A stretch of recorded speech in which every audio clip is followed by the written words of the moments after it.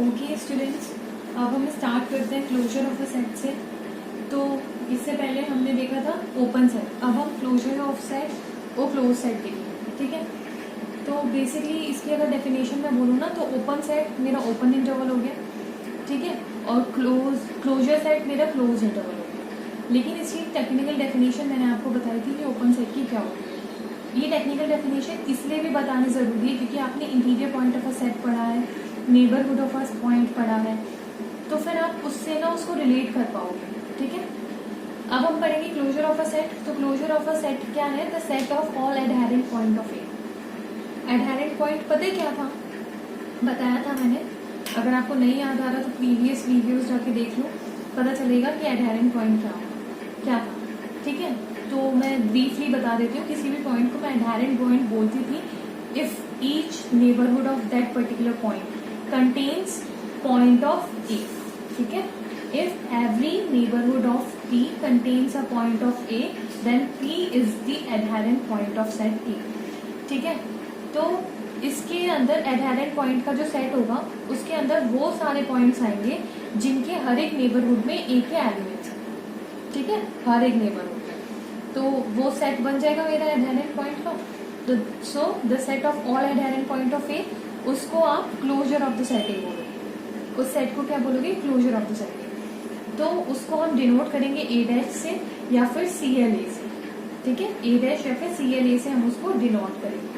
और हम ये जानते हैं कि set of all adherent point of A, उसके अंदर ए तो होगा ना, ठीक है, उसके अंदर ए होगा और दूसरा ड्राइव्ड सेट होगा।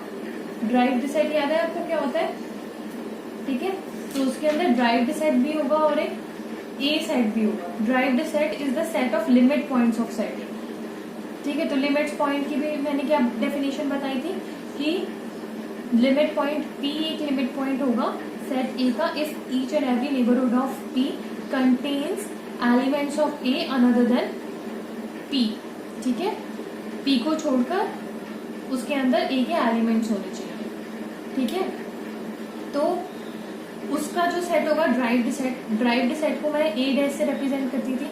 ठीक है, A डैश, उसके अंदर भी एलिमेंट्स ऑफ A होंगे। ठीक है, दूसरा एडहेरेंट पॉइंट का सेट मैंने बोला है A बार, उसके अंदर भी एलिमेंट्स ऑफ A होंगे। ठीक है, तो हमारा ये जो A बार होगा ना, set of all adherent point of A, ठीक है, जिसको मैं बोल रही हूँ closure of a set A, ये मेरा सेट A यूनियन A डैश होगा। ठीक है, A यूनियन A डैश, क्योंकि आपको पता है ड्राइव्ड सेट में इसके अंदर क्या होते थे, मतलब इस पॉइंट, इसके अंदर हर एक वो पॉइंट आएगा जिसके नेबरहुड के अंदर A के सारे एलिमेंट्स होंगे other than that particular element जिसकी मैं बात कर रही हूँ। ठीक है, और A के अंदर A के एलिमेंट्स नहीं, तो इसमें अगर कुछ रिपीट भी होगा तो भी हम कवर कर लेंगे। तो A यूनियन A डैश मेरा A बार होगा। ठीक है, और A डैश क्या है? ड्राइव्ड सेट ऑफ, यहाँ पर A डैश क्या है मेरा? ये है मेरा ड्राइव्ड सेट ऑफ A। ठीक है, और A बार क्या है? क्लोजर ऑफ A, या फिर आप बोल सकते हो the set of all adherent point of A।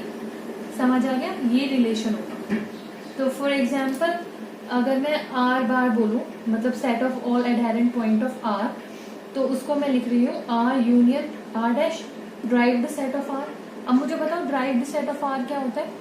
Derived set of R ही होता है। तो R यूनियन R क्या आएगा मेरा? R आएगा। ठीक है, ऐसे ही मैं रैशनल नंबर ले सकती हूँ। तो रैशनल नंबर का क्लोजर पॉइंट क्या हो जाएगा? Rational number union derived set of rational number. तो derived set of rational number क्या होता है मेरा? रियल नंबर होता है। Derived set of rational number क्या होता है? रियल नंबर होता है। ठीक है, तो Q यूनियन रियल नंबर, तो क्या आ जाएगा? Real number. तो इसका मतलब एडहेरेंट, मतलब the closure set of rational number is real number. समझ आया? ऐसे ही आप इंटीजर्स के ले लो। The closure set of integers is equals to integer union derived set of integer. Again the derived set of integer is 5 because for any integer there will not exist any neighbourhood, मतलब हर एक neighbourhood के अंदर elements होने चाहिए ना Z के other than other than वो पर्टिकुलर जो एलिमेंट हम लेके चलेंगे। तो ऐसा तो कभी होगा नहीं। तो हमारा ये जो जेड डैश होता है ये हमारा फाई होता है। ये मैंने पहली वाली वीडियोस में भी बताया था ये फाई कैसे होगा। तो जेड यूनियन फाई क्या आ जाएगा मेरा जेड। ठीक है, ऐसे ही फाई का देख लेते हैं। कोई एम्प्टी सेट है, ठीक है, तो उसका फाई यूनियन एम्प्टी सेट का ड्राइव्ड सेट क्या होगा एम्प्टी सेट। ठीक है, तो फाई यूनियन फाई फाई, तो closure set of empty set is an empty set. Clear है। इसके बाद आता है मेरा क्लोज्ड सेट। अब आ रहा है हमारा क्लोज्ड सेट। तो क्लोज्ड सेट क्या होता है, वो सेट जो ओपन सेट ना हो तो वो क्लोज हो जाएगा। ठीक है, तो जो ओपन सेट नहीं है, अगर मैं ए सेट को क्लोज्ड सेट बोल रही हूँ, set A is a closed set, तो मतलब क्या है, इसका कॉम्प्लीमेंट मतलब A minus sorry U real number का ही तो सबसेट हो गई, तो आर माइनस ए, ये क्या होना चाहिए ओपन सेट। ये अगर मेरा ओपन सेट हो गया तो R minus A open set हो गया, तो ये मेरा खुद ही क्लोज सेट हो जाएगा। ठीक है, या फिर वो सेट जो ओपन सेट नहीं है वो मेरा क्लोज्ड सेट है, बोल सकते हो। अच्छा, ये मेरा ओपन सेट है, लेकिन ये मेरा ना तो क्लोज्ड सेट है ना ओपन सेट है, वन साइड क्लोज्ड है वन साइड ओपन है। ठीक है, और ये मेरा क्लोज्ड सेट है। ठीक है, लेकिन अगर आप ये बोल दो आर माइनस ए मेरा ओपन सेट है, तो मेरा ए क्लोज्ड सेट जरूर हो जाएगा। उल्टा तो नहीं बोल सकते आप। ठीक है, क्योंकि ये वाली कंडीशन भी आएगी और ये वाली कंडीशन भी आएगी।